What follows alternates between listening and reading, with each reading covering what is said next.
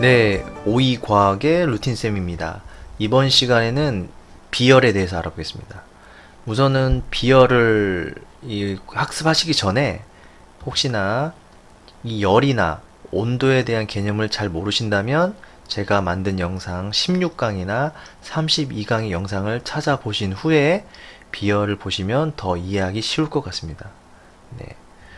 비열 하니까 자꾸 비열하다, 비열한 사람 뭐 이런 단어가 떠오르지 않나요? 네, 그 단어하고 한자 뜻이 다르기 때문에 그건 아닙니다. 네, 좀 이렇게 각인시키기 위해서 농담을 해봤고요. 자, 비열에 대해서 알아보기 전에 제가 우선 사진을 준비해봤습니다. 이 사진들의 공통점은 무엇일까요? 우선 이게 무엇인지 알아야겠죠? 이게 뭐냐면요. 첫 번째는 이 자동차 엔진에 들어가는 냉각수를 표현한 거고요. 두 번째는 국밥 그릇. 네, 어우, 야, 네. 이, 어느 사람의 국밥 그릇인지 모르겠지만 상당히 크네요. 예. 그 다음에 보일러입니다. 자, 이 세 가지 물체의 공통점이 있습니다. 비열과 관련된 공통점. 무엇인지 상상이 되십니까? 바로 비열이 큰 물질을 활용한 물건입니다. 네. 비열이란 단어를 잘 모르시더라도 일상생활에서는 이렇게 과학적 이론이 들어간 물건이 상당히 많다는 걸 말씀드리는 거고요. 그렇다면 과연 비열이 뭔데? 비열한 사람이 아니라면 도대체 비열의 뜻이 뭔데? 이럴까요? 네, 쉬운 뜻은요. 열을 비교하는 겁니다. 이 단어에 뜻이 함축되어 있어요. 이거 한자로 되어 있는데 열을 비교한다 해서 비열입니다. 얼마나 쉽습니까? 질량을 비교한다? 아닙니다. 온도를 비교한다? 아닙니다. 열량. 아이고, 열을 비교하는 겁니다. 그런데 열이라는 그 무언가를 그 측정할 때 열이 뭐 알갱이도 아니고 에너지 형태이기 때문에 눈에 보이지도 않고 뭐 이렇게 정확한 관찰도 어렵기 때문에 우리는 열이라는 걸 비교하기보다는 구체적으로 말씀드리면 다른 물질의 열량, 열의 양, 열이 얼마큼 들어간지 총 합산된 양을 비교하는 겁니다. 이해되시죠? 하나하나를 비교하는 게 아니고 열의 양. 그래서 보통 열량이라는 단어를 씁니다. 자, 여기서 중요한 거는 또 다른 물질입니다. 예를 들면 물이 있다면 다른 물질, 뭐 기름이든 알코올이든 식초든 이렇게 다른 물질끼리 열량을 비교하는 겁니다. 왜냐하면 같은 물질끼리는 이 비열이라는 그 값이 일정하거든요. 네, 그래서 굳이 비교를 안 하는 거예요.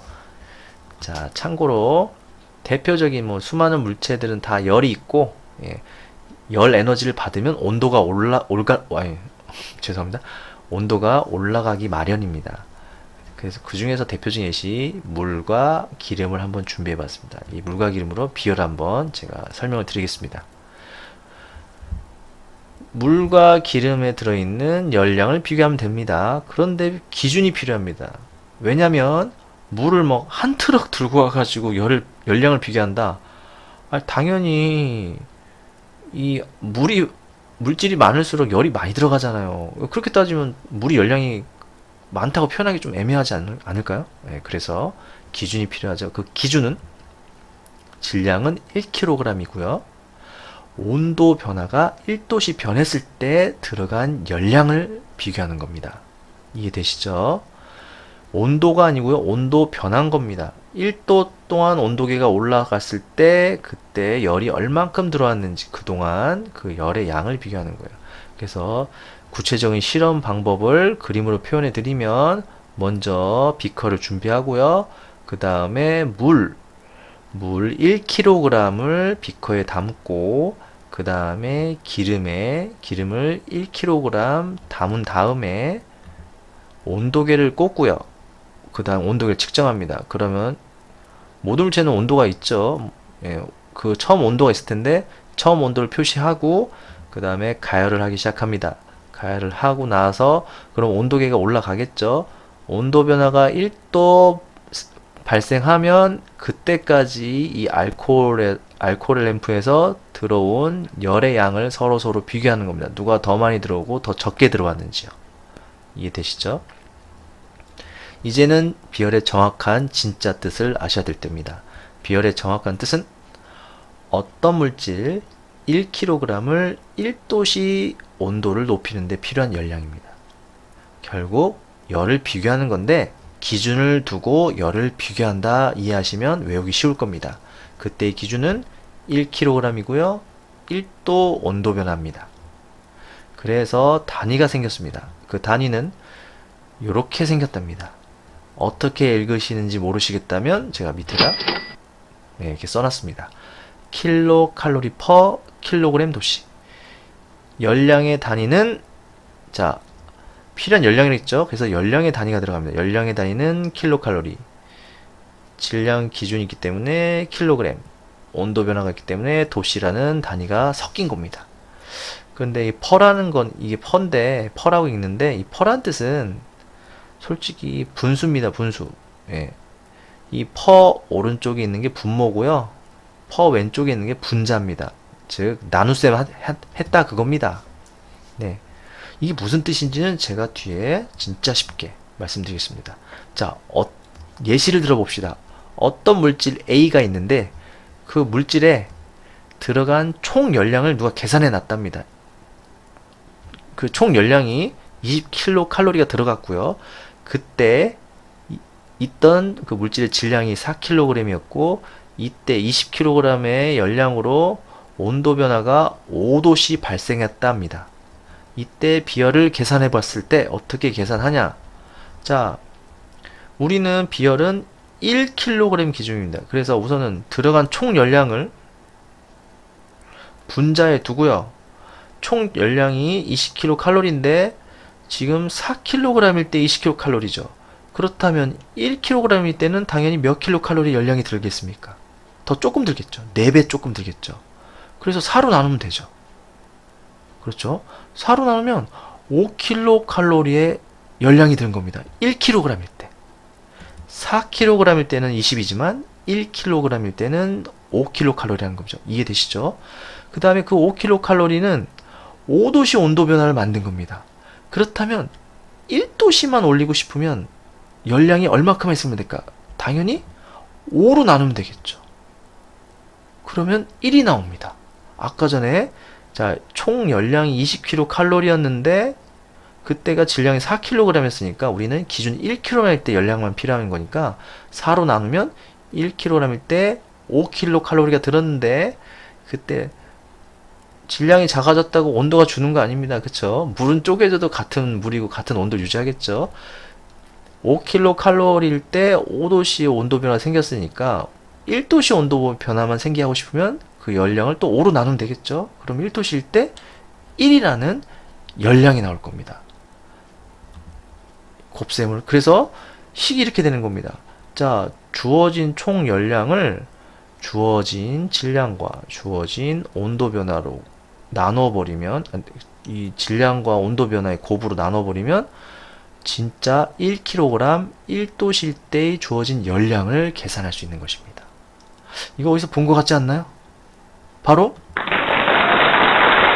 이겁니다. 아까 제가 비열의 단위가 무척 중요하다 했습니다. 지금 보이시죠? 분모의 킬로그램 온도 도시, 킬로그램 도시, 분자의 열량 킬로칼로리. 그래서 단위가 이 계산 방법을 그대로 표현한 겁니다. 단위를 건드리지 않고. 그래서 킬로칼로리 퍼 킬로그램 도시라는 비열 단위가 나온 겁니다. 그래서 이해를 하시면 단위를 외울 수 있고요. 반대로 단위를 외우시면 이 공식 풀이를 할 수 있습니다. 그래서 책에 나오는 공식이 이렇습니다. 비열의 공식은 제가 좀 풀었었는데 질량 곱하기 온도 변화분의 총 열량이라고 나옵니다. 자, 밑에 보시게 되면 계산풀이 보이시죠? 지금 저는 이 비열이란 공식을 주어지지 않고 비열을 우선 계산했습니다. 맞죠? 비열의 뜻만 가지고요. 뜻만 알고 있어도 비열을 충분히 계산할 수 있고 계산 방식까지 쉽게 외울 수 있다는 겁니다. 이거를 한국말 쓰면 되죠. 이거는 질량이고요. 이 도시는 온도 변화고요. 여기는 킬로칼로리는 열량이니까 이 단위를 한국말로 쓰면 비열을 구하는 공식이 나오는 겁니다. 어렵게 외우지 마시고 쉽게 이해를 하셔야 됩니다. 생각보다 어렵지 않아요.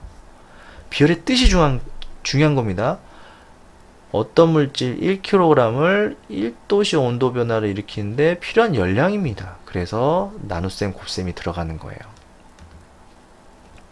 자, 이거보다 더 어려운 게 이제 응용 문제들입니다. 막 비열을 구하라는 정말 쉬운 문제예요. 막 온도를 구하라, 질량을 구하라, 뭐 어떤 걸 구하라 이렇게 나오는데 이거는 그래서 공식 전환 방법을 외우는 게 아니고 이미 공식이 바뀐 여러 가지 공식들 그냥 암기를 하는데 암기 안 하셔도 돼요.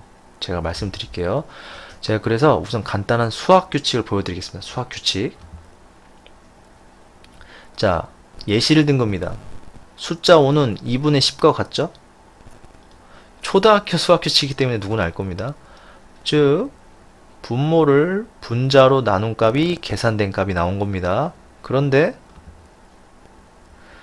이 숫자 분모의 이 값을 만들려면 10을 5로 나누게 되면 2가 나오죠. 위 공식과 뭐가 바뀌었는지 보겠습니다. 자, 이 파란색 분모의 값을 계산하고 싶으면 이 계산값을 분모로 집어넣으면 되겠네요. 지금 이쪽 왼쪽의 숫자와 오른쪽 분모의 숫자 위치를 바꿨더니 풀이가 또 다른 계산이 나온 겁니다.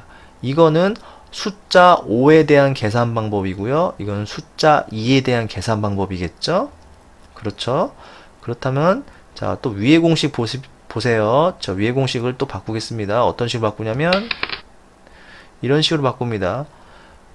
분자값 10을 계산하고 싶으면 이 숫자를 이용해서 10을 만들고 싶으면 계산값 5와 분모의 값 2를 곱하면 5, 20 당연히 10이 나오겠죠?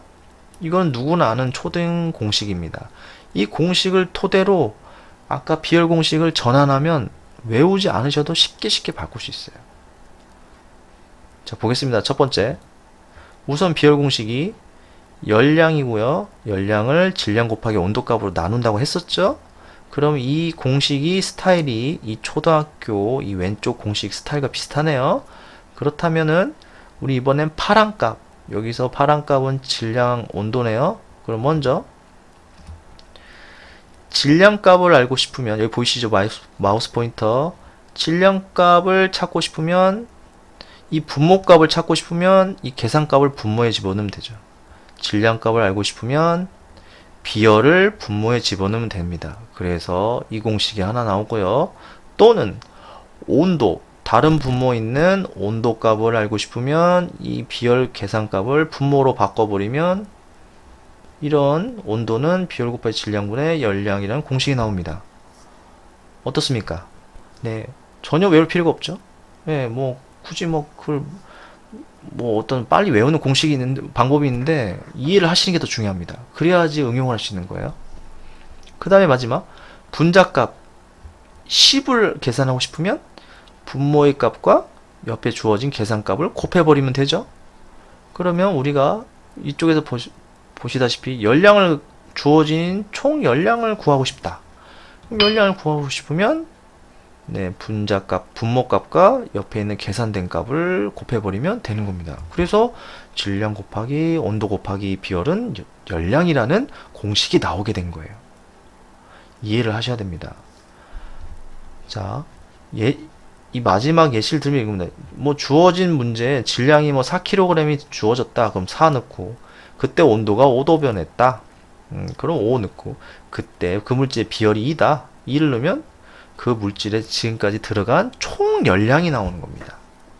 그렇죠? 아까 말씀드린 총 열량이죠. 총 열량, 주어진 질량, 온도 변화. 네, 이렇게 해서 공식을 유용하게 쉽게 바꾸시면 돼요. 네, 너무 외우실 필요 없습니다. 자, 제가 이제 마지막 비열에 대해서 다 끝났어요. 이 정도면 웬만한 기초나 중간 난이도 문제는 풀 수 있을 거고요.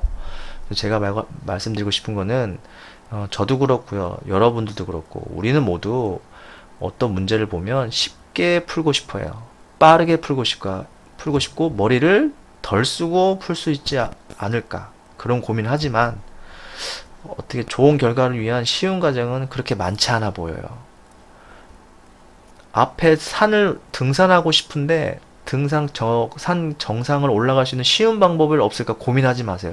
그 고민할 시간에 차근차근히 걸어 올라가시는 게 더 빠를 수도 있습니다. 여러분이 공부하실 때 시간 투자 어렵고요. 개념 정리하는 거 귀찮고요. 복습, 예습하는 거 정말 번거롭습니다. 하지만 좋은 결과를 위한 어려운 과정들입니다. 이 어려운 과정을 극복했을 때 결과가 좋게 나타난다는 거. 여러분이 다 알고 계시겠지만 사람들이 저도 그렇고요. 힘들고 스트레스 쌓이고 고민이 있을 때 이때는 이런 생각이 다 사라집니다. 그냥 하지 말까? 시간 투자해봤자 뭐해? 개념 정리해봤자 뭐해? 어차피 안 보는 거. 복습해서 뭐해? 어차피 까먹을 거. 이런 나쁜 부정적인 생각이 사람을 그 마음을 사로잡아요. 그래서 이 과정을 도중에 포기해버리기 때문에 못하는 거죠.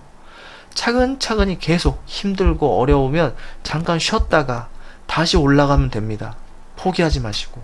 이런 방법들을 투자하시게 되면 나중에 결과는 정말 좋게 나옵니다. 등산이 쉬운 게 아니죠. 등산보다 더 어려운 게 공부입니다. 여러분, 자, 모두 다 힘내는 하루 되시고 이상으로 마치겠습니다.